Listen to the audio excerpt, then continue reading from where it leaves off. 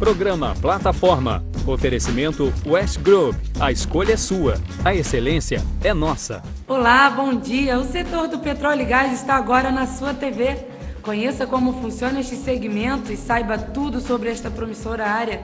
E no programa de hoje você vai ver. Autoridades debatem duplicação da rodovia Amaral Peixoto para solucionar os engarrafamentos constantes para quem trabalha na ZEM e no Polo Offshore. Veja dicas importantes para você se dar bem na sua entrevista de emprego. Aprenda mais sobre a árvore de Natal, um equipamento fundamental no processo de extração do petróleo.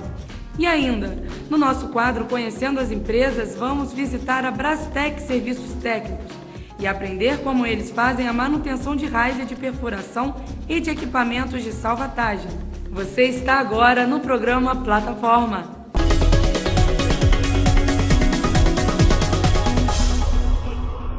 Para garantir a preservação do meio ambiente, a água utilizada nas plataformas de petróleo e indústrias da região passa por uma análise antes de ser descartada. Em Macaé, existem empresas especializadas na avaliação dos efluentes produzidos pelas plataformas. O serviço atende a uma norma técnica do Conselho Nacional de Meio Ambiente. A nossa repórter Carita Moraes nos mostra como funciona esse importante serviço. A cada 3 meses, essa empresa faz nova análise dos resíduos da água que sai das plataformas. O procedimento é necessário para garantir que a água descartada no meio ambiente esteja livre de resíduos químicos. O exame cumpre uma determinação do Conselho Nacional do Meio Ambiente, o CONAMA, e serve para monitorar o descarte de resíduos produzidos pelas atividades industriais. Essas amostras chegam para a gente, a depender do processo, chega semanalmente, quinzenalmente, mensalmente ou trimestralmente. É feito esse monitoramento. Então, a resposta, né, que é dada depende do tempo que ocorre esse monitoramento. E isso ele é encaminhado para o órgão fiscalizador, que no caso é o IBAMA. O IBAMA recebe, de acordo com a frequência da empresa, ele vai recebendo esses relatórios, vai monitorando. Paulo Vinícius ressaltou a importância desse tipo de trabalho. No passado, né, o monitoramento ele basicamente era para se cumprir uma exigência de lei, de legislação. Mas ao longo dos anos, né, do tempo, a gente tem observado que ele, além de cumprir uma exigência de lei, de normas, né, existe uma consciência a nível de prevenção de acidentes, né, por possíveis contaminações com óleo ou contaminação dos próprios funcionários que trabalham a bordo de embarcações ou de navios. Devido ao grande número de plataformas na região, o teste mais executado por este laboratório é a análise de teor de óleo e graxa. Nossa equipe acompanhou o passo a passo deste procedimento. E a gente vai acompanhar aqui junto com o Paulo um tipo de amostra que é muito feita aqui nesse laboratório, que é a análise de óleos e graxas. A Giovana vai mostrar para a gente como funciona esse processo. Inicialmente a Giovana ela vai extrair o óleo contido na água. Essa é uma amostra de um separador água e óleo de uma embarcação e é feita uma extração com um solvente. Então o óleo extraído ele é filtrado, né, posteriormente, e ele vai para um balão que já foi devidamente preparado. O que é isso? Ele foi lavado, seco, e ele esfriou num dessecador, onde ele é desidratado, né, seco, sem a presença de umidade. E o que acontece? Todo o óleo extraído, posteriormente, ele vai ser seco num aparelho chamado rota-vapor, e para que depois dele já extraído e seco, a gente verifique novamente essa massa e por diferença do balão pesado inicialmente e o balão pesado posteriormente com óleo, essa diferença vai nos informar a quantidade de óleos e graxas presente na amostra. Tá. Esse tipo de procedimento que a Giovana está fazendo agora, explica pra gente ali agora o que está acontecendo. Esse é o momento da extração do óleo. É o momento que a gente colocou o solvente, e o solvente ele vai extrair o óleo por afinidade. Tá? O óleo com... Se funcionasse como se fosse um filtro, é isso? Não, ele basicamente retira o óleo que está presente na água, por afinidade. São 2 compostos que têm afinidade, então ele faz a extração do óleo da água. Ó, conforme foi colocado, no momento da extração, aqui ó, aqui ó, no momento da extração, todo o óleo presente na amostra, ela parte para a fase do solvente. E aqui embaixo a gente tem só a água já ausente desse óleo. A fase oleosa, ela é filtrada em sílica, que vai para aquele balão preparado já inicialmente. E com a massa dele, né, o peso dele já registrado. O óleo que foi extraído, né, e filtrado junto com o solvente, ele vem para o equipamento chamado rota-vapor, aonde ele vai ser seco. Ele vai ser seco e aí ele vai para o dessecador, que ele vai ser esfriado, né, vai resfriar novamente sem a presença de umidade, e posteriormente a gente vai para a balança, onde a gente verifica essa massa. Então, por diferença de massa, o balão inicialmente preparado e o balão com óleo extraído já seco, essa diferença que a gente chama de gravimétrica nos informa exatamente a quantidade de óleo presente na amostra, sendo que, por norma, esse limite estabelecido é de 15 miligramas por litro. Essa gestora ambiental ressaltou a importância deste serviço para a manutenção da saúde humana e a preservação do meio ambiente. Bom, o objetivo do nosso trabalho, né, que é a realização das análises, é de estar atendendo o que rege a legislação ambiental. Né? Em questão na parte offshore, nós temos aí alguns órgãos federais de fiscalização. Com qual o objetivo? Para promover e proteger, né, a saúde humana, conservar a biodiversidade, o desenvolvimento, a sustentabilidade, que é um dos aspectos, né, muito importantes nessa área ambiental. E para as empresas que descumprirem as normas, o CONAMA prevê multa e até o encerramento das atividades. Toda semana nós visitamos uma empresa da região que trabalha na área de petróleo e gás. Hoje o nosso consultor, o professor Queiroga, foi até a Zona Especial de Negócios, a ZEM, e visitou a Brastec Serviços Técnicos de Petróleo.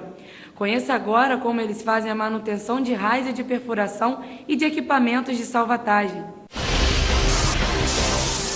Estamos no quadro Conhecendo as Empresas e hoje especial, estou na Brastec, empresa referência na parte de risers, equipamentos e serviços de salvatagem. E para conhecer um pouco da história da Brastec, estou aqui com o Rubens, o gerente de operações. Tudo bem, Rubens? Como é que começou a Brastec e as suas atividades aqui na Bacia de Campos, na Zona Especial de Negócios? A Brastec iniciou no ano de 1972 e participou ativamente, né, aqui na Bacia de Campos, do início da exploração do petróleo. No final da década de 80, ela saiu daqui, se ausentou e retornou no ano de 96 e estamos aqui até hoje. Então vamos conhecer um pouco a Brastec? Vamos lá? Conhecer as atividades, os risers de perfuração e os serviços na área de salvatagem. Uma grande empresa brasileira e referência nessa área de atividade. Vamos lá então.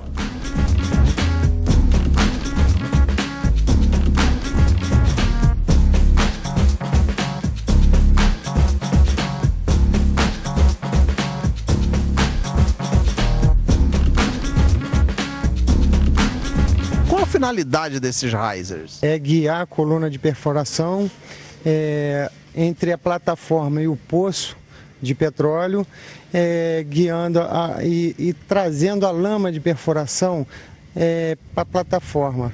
A Brastec faz o que com esses risers, Daniel? Nós fazemos inspeção e reparo em tubulações de riser. Toda inspeção e reparo nós fazemos em nossa base. Na base. Então a Brastec faz a inspeção e a manutenção desses equipamentos.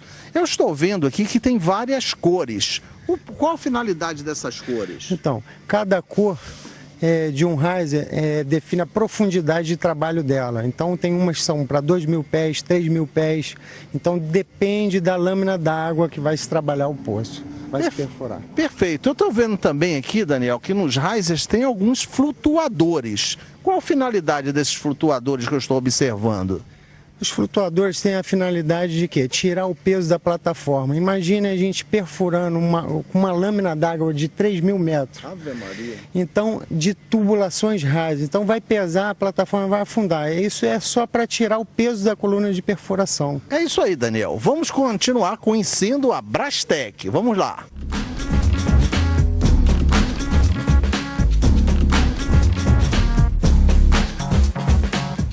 Essa aqui é a nossa estação de manutenção de equipamento de salvatagem, especificamente balsa salva-vidas.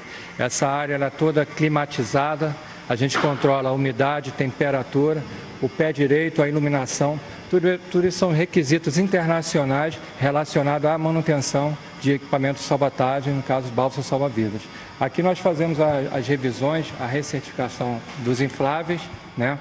A gente tem as linhas nossas de vácuo e condicionamento de ar comprimido, a gente retira a umidade do nosso ar, as balsas são infladas com ar seco e a nossa estação ela tem uns requisitos internacionais que em qualquer lugar do mundo que você entrar na estação de manutenção de balsa salva-vidas, é isso aqui que você vai encontrar. Então é isso aí, quando o trabalhador chega na atividade profissional e vê uma balsa, um salva-vida que tem a manutenção da Brastek, ele vai se sentir seguro, porque a Brastek é referência nacional certificada para o exercício da atividade de manutenção desses tão importantes equipamentos.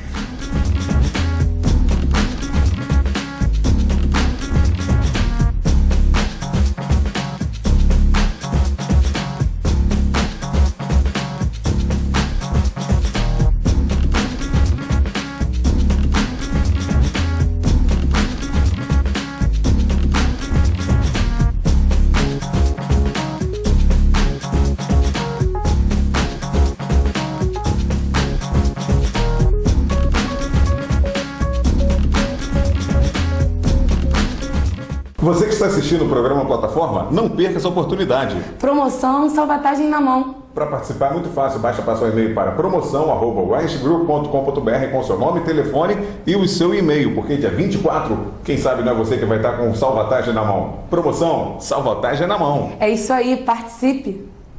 A única escola técnica que dá o curso de salvatagem apresenta novos cursos: mecânica, eletrotécnica, enfermagem e segurança do trabalho. Só aqui você ganha o curso de salvatagem. Inscreva-se já. Galaxy Escola Técnica, transformando o seu futuro. Centro Macaé, telefone 2765-2881. Um dos principais equipamentos usados na extração de petróleo é a árvore de Natal molhada.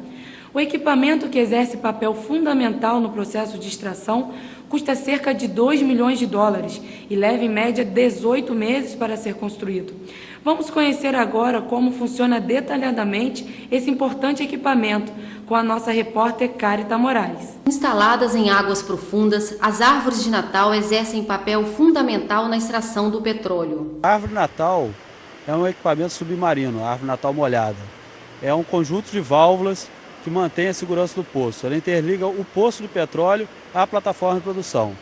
Pesando 22 toneladas, o equipamento pode ser instalado a mais de 2.000 metros de profundidade e controla, através de válvulas, o fluxo de petróleo e gás proveniente dos poços para as plataformas. Todo o tempo que estiver produzindo petróleo, a árvore Natal está em ação, né? As válvulas vão estar abertas e produzindo óleo ou gás. É um equipamento que vai manter a segurança da plataforma e do poço. Mas são através dessas linhas chamadas de risers que o fluido é conduzido. O poço, quando está produzindo, ele começa a fluir o óleo passando pelas válvulas da árvore. Ela passa por duas válvulas, a Master 1 e Wing 1. São duas válvulas principais para a produção do poço. E é levado até a plataforma de produção por uma flow line, uma linha de fluxo. Nesse equipamento específico, a árvore, existe três linhas. Uma de injeção de gás para aumentar a fluidez do óleo, uma de produção, que é onde passa o óleo, e uma de controle das válvulas, é onde o operador da plataforma tem o controle de todas as válvulas da árvore Natal molhada. Com a ajuda deste painel, Hudson explicou como funciona todo o processo. Nesse layout que nós podemos ver aqui, nós vamos localizar agora a árvore Natal. Ela está localizada no leito marinho, né? Como eu disse anteriormente, ela está em cima de uma cabeça de poço. Nesse layout a gente pode ver todo o processo, né? Desde o poço completado, as árvores, o manifold e as linhas de controle. A árvore Natal pode estar interligada diretamente com a linha com a plataforma de produção. É o que acontece normalmente hoje, tá? Aqui no Brasil. Mas nós temos todas as fases. Em casos de emergência, os dispositivos de segurança podem ser acionados, interrompendo o processo de produção e, desta forma, impedindo um dano maior. Em caso de situação de emergência, a árvore Natal protege o poço e protege o ambiente. Ela vai fechar automaticamente. No caso do problema da P36, por exemplo, não aconteceu um desastre maior porque a árvore Natal estava localizada na cabeça do poço e fechou automaticamente as válvulas quando ocorreu o afundamento da plataforma. E mais uma grande empresa do ramo de petróleo e gás escolhe Rio das Ostras para se instalar. A Odebrecht Óleo e Gás será implantada na Zona Especial de Negócios, a ZEN. O termo de concessão da área foi assinado na sexta-feira, dia 16. Sua nova base de perfuração vai gerar cerca de 1.500 empregos diretos. A companhia vai ocupar uma área de mais de 124 mil metros quadrados, onde serão desenvolvidos projetos e prestação de serviços para operação de plataformas de perfuração e produção offshore. A OGG foi a primeira empresa privada a prestar serviço de perfuração offshore no Brasil e é responsável pela construção de plataformas com tecnologia de última geração. Depois de marcar a entrevista de emprego, dá aquele frio na barriga. E não é para menos, afinal, essa é uma etapa decisiva no processo de contratação. Para você ficar mais tranquilo, nós separamos algumas dicas fundamentais para você fazer a diferença e conseguir a sua tão sonhada vaga no mercado offshore. Confira! Finalmente chegou a oportunidade que você tanto esperava. E agora, você sabe o que fazer? Muitas dúvidas surgem nessa hora. Segundo essa especialista, o primeiro passo é organizar a documentação. Nesse primeiro momento em que o candidato tem um contato pessoal com a empresa, ele precisa levar documentos que comprovem todas as informações que constam no seu currículo. Então, por exemplo, você informa o seu local de residência. É importante que você leve um comprovante de residência. Você informa um curso ou uma formação que você tenha. Então, todos os comprovantes de escolaridade ou de cursos que você relatou no seu currículo, é importante que você leve também. É preparar um kit emprego, não é isso? Uma pastinha com esses documentos de modo organizado. Para não se atrapalhar na hora da entrevista, Shirley orienta o candidato a fazer mentalmente o levantamento de suas habilidades e competências. A preparação, você tem que organizar, né, mentalmente as informações e a forma como você quer se apresentar, ou que mensagem você quer passar para o recrutador nesse momento. Então, é importante que você faça um retrospecto da sua vida profissional, das suas conquistas, realizações, o que essa experiência anterior trouxe para você de crescimento pessoal, de desenvolvimento de alguma competência, porque você vai fazer uma seleção dos aspectos que você não quer deixar de mencionar na entrevista. Então, para isso, você tem que fazer esse retrospecto antes de comparecer, porque a tensão, né, a situação de entrevista pode comprometer essa sua lembrança. Então, anote, coloque os pontos de destaque em relação às suas características pessoais que vão reforçar no profissional e você vai criar a oportunidade para passar essas informações, né, nesse momento da entrevista. Você pode até pensar em que oportunidades você pode inserir a informação que você precisa passar. Mas não é só isso que vai garantir uma vaga. Para passar credibilidade na hora da entrevista, a aparência é um ponto muito importante. Por isso, é imprescindível que o candidato se vista adequadamente. Muitas são as dúvidas que os candidatos têm na hora de se vestir. Nossa equipe de reportagem convidou a Shirley para dar algumas dicas para a gente. Ok, Karen. É importante na apresentação, na entrevista, usar roupas que não sejam muito extravagantes em relação à cor, não é isso? A comprimento também, é importante que se você usa uma saia, essa saia não seja uma mini saia, ok? Outra dica também importante é em relação à utilização de tons mais escuros. Então, se você puder dar preferência, né, à parte de saia ou calça, né, a parte mais inferior da roupa, com tonalidade mais escura e quebrar com a mais clara na parte superior também pode te favorecer no momento da entrevista. Eu estou vendo aqui que você separou uma blusa, né, que até com estampa. Explica pra gente, se pode. Então, a estampa, você precisa ser discreta. Você pode até utilizar uma estampa, mas com discrição, né? Você pode perceber que essa aqui está bem leve em termos de estampa. E também você pode usar vestido, não é? Seguindo aquela regra em relação a comprimento e extravagância em relação a decote. Shirley, e os sapatos? O que o candidato deve usar? Então, mantendo a mesma regra da descrição, é importante que ele use saltos, né? Sapato com saltos não muito finos e nem muito altos, porque a maioria das empresas tem a valorização muito grande em relação à segurança. Então, para que possa evitar acidentes e tudo. E numa entrevista é importante você já se apresentar como normalmente você iria para o seu trabalho. Então, sandálias abertas, não muito aberta, rasteirinha, não é indicado nunca para entrevista. Você pode usar um saltinho até para combinar com a roupa, com o estilo, né, mais formal. Então, Shirley, para os homens, quais são as indicações? Quanto aos homens, é importante que eles evitem o uso de boné, camisetas, principalmente assim, roupas com estampas muito extravagantes. Calça jeans, se for usar, no caso dos homens que trabalham em área operacional, deve ser uma calça jeans escura, com aspecto de novo.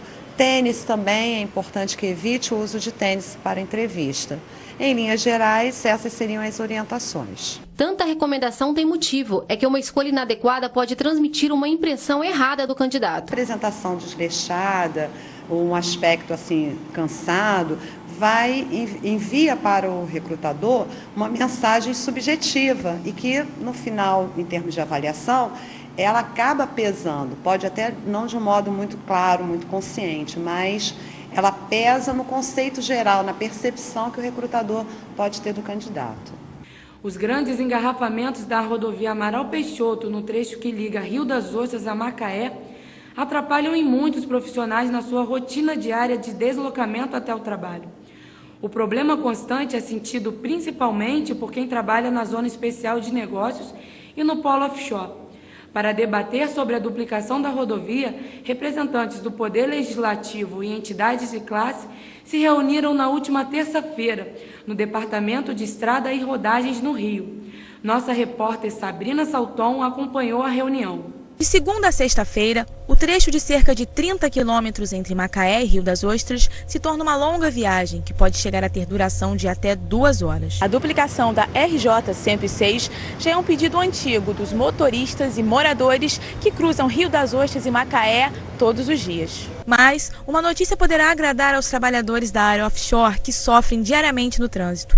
De acordo com o presidente do DER, Henrique Ribeiro, já existe verba para a duplicação da RJ 106. Nós estamos estamos estudando, projetando uma via duplicada, uma pista dupla, para poder aliviar esse tráfego e melhorar os acessos para a região. Nós pretendemos até o fim do ano estar com isso licitado. Para o deputado Sabino, que reivindicou a duplicação, as obras são mais que necessárias. Não é possível mais as populações de Rio das Ostras e Macaé subsistirem ali sem a duplicação da RJ 106. Uma quantidade enorme de trabalhadores, se estima em mais de 50 mil trabalhadores, transitam diariamente entre as duas cidades. Por isso é muito importante buscar a duplicação desse trecho da RJ 106. Como grande parte do movimento na estrada é devido à circulação de trabalhadores da área offshore, o presidente da Associação da Zona Especial de Negócios também falou de suas preocupações. A gente tem 40 empresas ali que têm uma logística muito complexa, são carretas, não são carros, né? e que, fora o transporte dos colaboradores também, atrasos para chegar ao trabalho, o entra e sai de carros. Na segunda quinzena de abril, o Departamento de Estradas e Rodagens irá apresentar o projeto de duplicação da RJ 106 em uma nova reunião com Sabino e representantes das entidades de classe da região. Eu acredito que dessa vez saia, o projeto parece que está bem melhor, né, do que o primeiro, e acredito que o projeto vai entrar agora em atividade. Eu acho que essa duplicação já deveria ter acontecido há 10 anos atrás, porque hoje, em nossa cidade, de Rio das Ostras para Macaé, ou vice-versa, nós temos quase 1h30 de uma cidade com 30 quilômetros. No momento, o projeto para a rodovia está sendo estudado e ajustado de acordo com as necessidades do local. E vamos continuar conhecendo mais sobre o segmento do ouro negro, destacando a criação da Organização dos Países Exportadores de Petróleo, a OPEP, e as grandes crises mundiais. Está no ar o quadro Aprendendo com o professor Queiroga. Pré-claros amigos do programa Plataforma, estamos dando continuidade à nossa série, A História do Petróleo no Mundo. E hoje, de forma especial, vamos ver como é que a crise do petróleo de 73 e 79 e as atuais crises no Oriente Médio influenciam a nossa vida cotidiana das pessoas e das nações. Então vamos voltar a 1960, quando a OPEP foi instituída, com a ação da Venezuela, de alguns países árabes como Kuwait, Arábia Saudita e o Irã, compuseram essa organização denominada Organização dos Países Exportadores de Petróleo. Esses países são responsáveis por 70% da produção mundial de petróleo. Mas eles precisavam se firmar e a oportunidade ocorreu em 73. Em 73 tivemos a Guerra do Yom Kippur. Foi uma guerra onde o Egito e a Síria invadiram Israel pelas colinas de Golã e pelo Estreito de Gaza. Neste momento, a OPEP se firmou então como autoridade e elevou o preço do petróleo de $2 para mais de $11. Foi um impacto na economia mundial. Mas o mundo tinha dinheiro, tinha liquidez e absorveu com tranquilidade esse aumento de preço. Mas em 79, em novo conflito se estabelecendo, o preço passou de 11 para mais de $40. O mundo sucumbiu. Foi realmente uma crise extraordinariamente forte que abalou a economia mundial e abalou o modo de viver das pessoas. No Brasil, os postos fechavam aos domingos, não se tinha continuidade em uma viagem longa, as pessoas começaram a ter problema em comprar combustível. Então a crise de 79 foi um marco no preço do petróleo no mundo e o petróleo deixa então de ser apenas uma questão política e de produção para ser uma questão financeira. Bem, o mundo aí vem atravessando, desde 1979, uma série de crises. Tivemos a guerra do Kuwait, a invasão do Kuwait pelo Iraque. A sociedade atravessou bem essa crise, a guerra do Golfo. E outras crises no Oriente Médio também estão presentes até os dias de hoje. E o petróleo, mesmo com essas crises, continua exercendo o seu fator importante para o desenvolvimento das nações. Próximo episódio, como é que foi a história do petróleo no Brasil? Quando ele começou a primeira fase, a segunda fase, a fase da Conselho Nacional do Petróleo, a fase da Petrobras e a fase também, agora que vivemos, da ANP, com a abertura do petróleo para as empresas estrangeiras com a quebra do monopólio e agora, mais recentemente, o marco regulatório do pré-sal. Então, iniciaremos no próximo episódio a série, continuando a série da história do petróleo, mas agora vivendo e vivenciando como é que foi o petróleo no nosso país. Ok? Então, aguardo vocês no próximo episódio, onde veremos como é que o petróleo influenciou a vida do povo brasileiro. Um abraço a todos, lembrando, o mundo do petróleo passa pela Band. o programa Plataforma chega ao fim. Mas se você quiser falar conosco, é fácil. Basta entrar em contato pelo e-mail plataformaprograma@gmail.com. Até o próximo sábado, sempre às 9h15 da manhã, aqui na Band. E não perca às 10h30 o programa RJ News, com as últimas novidades da Costa do Sol. Um forte abraço da Rebeca Malafaia e até sábado.